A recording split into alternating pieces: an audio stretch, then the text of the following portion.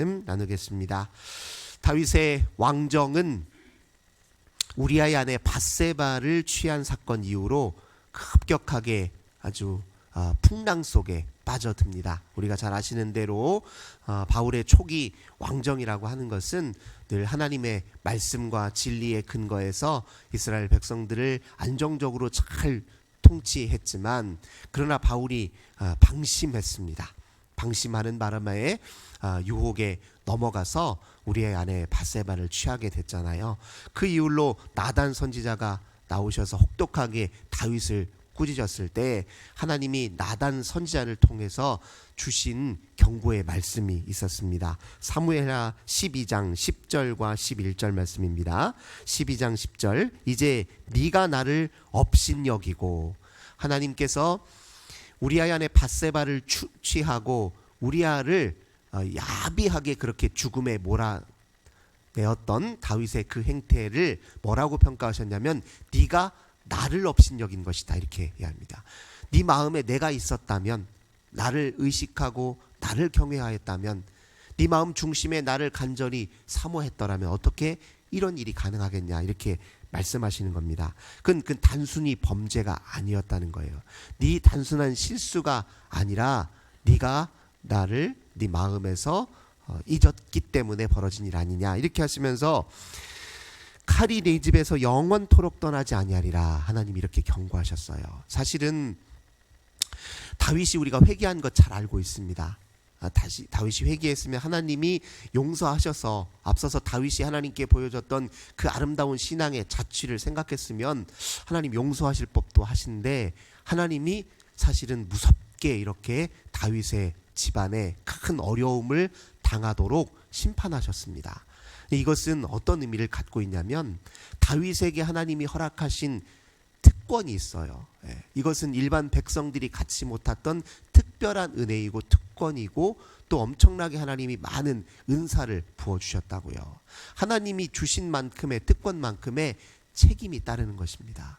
그러니까 우리가 하나님 앞에 복을 많이 받았다 하는 것이 좋은 것일 수도 있지만요, 다른 한편은 그것은 복을 많이 받은 만큼 책임도 많이 부여된다는 사실을 기억할 필요가 있습니다. 하나님께서 중한 자리에 하나님이 앉게 하셨다. 하나님이 나에게 큰 역할을 부여하셨다. 남들이 부러워할 만큼, 또 남들이 우러러 볼 만큼의 어떤 좋은 자리, 중한 자리, 그곳에 내가 하나님께서 허락하셨다. 이것은 다른 한편으로 감사할 일이기도 하지만요, 무거운 책임감을 가져야 되는 일이기도 합니다. 다윗이 범죄했다는 것은요, 다윗 하나의 범죄로 그치는 것이 아니에요. 그 다윗이 가지고 있는 하나님 앞에서 위상이 있습니다. 하나님의 대리 통치자로서, 이스라엘을 통치하는 대리 통치자로서 그가 마땅히 보여야 될 모습을 제대로 보이지 않으면 그것은 곧 다윗 자신의 문제를 넘어서서 온 이스라엘 백성들에게 불행을 초래한 일이었습니다. 왕이 잘못하고 왕이 그 마음 중심을 하나님께 두지 않으면 그 모든 고통을 백성들이 다 당하는 것입니다. 그래서 하나님이 그만큼 다윗에게 부여한 책임이 무겁다라는 것을 보여주시기 위해서 하나님이 그 말년에, 그 이후에 왕정에서 벌어지는 모든 일들을 다윗이 다 목도하면서 더 처절하게 깨닫게 만드셨던 거예요. 다윗의 몸은 하나님이 치지 않으셨어요. 하지만 벌어지는 모든 일을 통해서 다윗은 자기에게 주어진, 왕에게 주어진 책임이 얼마나 무거운 것인지를 철저하게 깨닫게 하셨다고요. 근데 이것은 다윗 이후에 왕들을 위해서 또 교훈하시기 위해서 그렇게 하신 이유도 있습니다. 다윗 이후에도 왕이 계속 세워질 텐데, 너희 다윗을 표준 삼아서 어떻게 왕 노릇해야 되는지 똑똑히 알라, 이걸 보여주기 위해서라도 하나님께서 다윗의 이후의 모든 여정들을 매섭지만 좀 혹독하지만 그렇게 다 그 일을 다 겪게 만드셨던 거예요. 우리가 어떤 일을 겪게 되었는지 아시잖아요. 우선 우리아의 아내 밧세바에게서 낳았던 첫째 아들이 죽음을 당합니다. 다윗이 애통해 했지만 하나님이 그 아이를 거두셨어요. 그리고 또 그 위에 무슨 일이 벌어집니까? 우리가 잘 아시는 대로 셋째 아들 압살롬이 첫째 아들 암논을 죽이는 사건이 있었습니다. 압살롬의 누이 다말이 암논, 큰아들 암논 눈에 들어왔어요. 그러니까 다윗에게 부인이 여럿이 있으니까 암논과 압살롬은 배다른 형제잖아요. 근데 이제 같은 엄마 품에서 낳은 다말을 이 암논 큰형이 탐했는데 야비하게 탐했어요. 어떻게 합니까? 다윗 왕을 속여요. 그러니까 아픈 척하고 들어 누워가지고요. 물론 자기 친구가, 간교한 친구가 조언을 하긴 했어요. 근데 어쨌든 다윗 왕 앞에서 아픈 척하면서 누워가지고 그러니까 다윗이 찾아와서 큰아들이니까 어디가 이렇게 아프냐 하고 또 앞서서 또 아들 하나를 잃었으니까 얼마나 또 불안한 마음으로 받겠냐고요. 그런 상황에서 아픈 척하면서 제가 아버지 소원이 하나 있습니다. 다말을 통해서 내가 음식을 조금 맛있는 음식을 먹게 되면 좀 기운이 날 것 같습니다. 이렇게 아버지 속이니까 아버지가 다말에게 명령하죠. 네 오라비가 지금 저렇게 병상에 누워 있으니 네가 좀 가서 간호하라. 그 틈을 타가지고 다말을 겁탈한다고요. 근데 겁탈만 했습니까? 해놓고서 13장 15절 보면요. 아니 그러면 겁탈했으면 또 그 다음부터 계속 더 사랑해주고 잘 품어줘야 될 거 아니에요. 그런데 15절에 보니까 암논이 그를 심히 미워하더라. 미워하는 마음이 전에 사랑하던 사랑보다 더 크더라. 이렇게 해요. 마음이 완전히 싹 돌변해 버렸어요. 그전에는 그렇게 사모하던 마음이 그냥 못되게 그냥 한번 겁탈하고 나더니, 그러니까 욕정 한번 풀고 나더니 그냥 다말을 함부로 취급한 겁니다. 그러니 압살롬 마음속에 얼마나 속이 부글부글 하겠냐고요. 아니, 세상에 내가 사랑하는 나의 누이 동생을 저렇게 함부로 취급하니, 무슨 물건 취급하듯이 저렇게 함부로 취급하는 것 얼마나 힘들어요. 그러면은 아버지 생각할 때, 압살롬 입장 생각할 때 아버지 다윗이 좀 호되게 형을 좀 꾸짖거나 벌을 냈으면 얼마나 좋아요. 13장 21절 한번 보세요. 다윗 왕이 이 모든 일을 듣고 심히 노하니라. 그냥 노하기만 하고 끝났어요. 자기 혼자 그냥 화내고 끝낸 거예요. 암논에 대해서 어떤 처벌도 내리지 않습니다. 왜 그랬을까요? 무슨 자격으로 그렇게 하겠어요? 자기도 밧세바 취해가지고 우리아를 비열하게 죽였잖아요. 뻔히 그 암몬과의 전투에서, 그 치열한 전투에 가장 최선봉에 세웠어요. 극렬한 전투 한복판에 왜 세웠습니까? 싸우다 죽으라고. 자기가 한 짓이 있잖아요. 근데 자기가 무슨 자격으로 암논을, 화는 나고 못된 짓이라는 거 알겠지만 무슨 자격으로 아들을 뭐라고 하냐고요. 그러니까 아무 조치도 안 한 거예요. 압살롬 입장에서는 어떨까요? 아니 세상에 저렇게 큰형이 아무리 형이라지만 저렇게 못되고 야비하고 비열한 짓을 저질렀는데 다윗 왕이 아무런 조치도 안 내립니다. 얼마나 속이 상하냐고요. 그러니까 압살롬이 복수를 꿈꾸는 겁니다. 만 2년 동안 복수를 꿈꿔요. 그래서 양털 깎는, 그때 축제의 시기입니다. 양털을 깎는 시기가, 축제를 다 틈을 타가지고 왕에게 가서 막 조르는 거예요. 아버지, 제가 우리 형제들 전부 초대해서 큰 잔치 한번 벌이려고 하는데 아버지 좀 와주십시오. 다 와주십시오. 다윗 왕이 뭐 그렇게 요란 떨게 뭐가 있냐 하는데 자꾸 아들이 권하니까, 그러면 네 큰형이라도 내가 보내마 하면서 큰형들과 형제들 몇 명이 그 잔치에 갔단 말이에요. 미리 압살롬이 계획을 다 세웠죠. 거기서 암논을 살해합니다. 그러니까 이제 자기가 큰 범죄를 저질렀으니까 어때요? 이제 뭐 아버지 볼 멱도 없고 하니까 자기가 피해서 다른 땅에 숨어 있었던 것이죠. 그렇게 3년 동안을 숨어 있었습니다. 다른 땅에, 구술 땅에 가서 숨어 있었어요. 하지만 이제 세월이 흐르면서 아버지도 압살롬에 대한 마음이 있겠죠. 그래서 13장 38절에 보면 다윗 왕의 마음이 압살롬을 향하여 간절하니 암논은 이미 죽었으므로 왕이 위로를 받았음이더라. 죽은 아들은 아들이고 또 압살롬이 그렇게 행했지만 한편으로 이해할 법하잖아요. 그게 저지른 것 얼마나 억울하고 분했을까. 그러니까 다윗 마음에 그냥 압살롬이 자꾸 마음에 걸리는 거예요. 그걸 밑에 있는 수아 요압 장군이 잘 알고 있었죠. 그래서 드고와 여인을 통해서요 다윗의 마음을 설득합니다. 압살롬 데려오도록 그렇게 설득을 해요. 그래서 왕이 허락해서 압살롬이 다시 돌아왔는데 다윗 왕이 어떻게 하냐면요, 14장 23절 24절입니다. 요압이 일어나 그술로 가서 압살롬을 데리고 예루살렘에 오니 왕이 이르되 그를 그의 집으로 물러가게 하여 내 얼굴을 볼 수 없게 하라. 아니 세상에 그냥 압살롬이 이제 돌아왔으면 반갑게 안아주고 네가 이렇게 큰 잘못을 저질렀지만 내가 이해한다. 이거 다 아비 탓이다. 내 아비가 못나타시다. 이렇게 한마디 해주면서 안아주면 얼마나 좋아요. 얼굴 안 보겠다는 거예요. 그럼 압살롬 마음속에 불러는 놓고도 쳐다보지도 않는 아버지가 어떤 마음이 들겠어요. 미안한 마음은커녕 더 마음에 그냥 속이 상하고 이제 아버지하고 얘가 이제 다시는 나도 아버지 얼굴 안 봐. 이렇게 될 거 아닙니까? 물론 그 이후에 요압이 그렇게 압살롬을 내버려 두면 안 됩니다. 하고서 요압이 다윗의 밑에 있는 수아가 군 지휘관이 설득을 하니까 얼굴을 한번 보긴 봅니다. 14장 33절 보면 다윗이 압살롬을 불러다가 입맞춤을 한번 해줘요.